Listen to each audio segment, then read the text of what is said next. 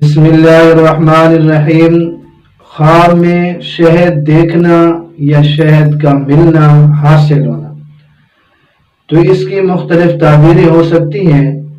خواب میں شہد کا ملنا یا شہد کا دیکھنا یہ حلال مال کے حصول ہونے کی طرف اشارہ ہے، اسی طرح نیک اعمال کی قبولیت کی طرف اشارہ ہے، اسی طرح حلال روزی کی طرف اشارہ ہے، اسی طرح دل کی مراد پورا ہونے کی طرف اشارہ ہے۔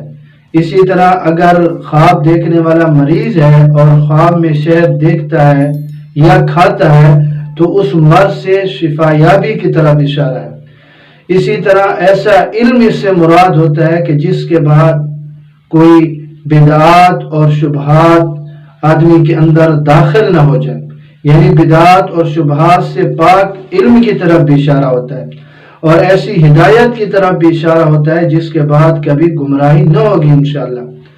غم، سختی، حسد، مکر اور دشمن کے شر سے محفوظ ہونا بھی شہد سے مراد ہو سکتا ہے۔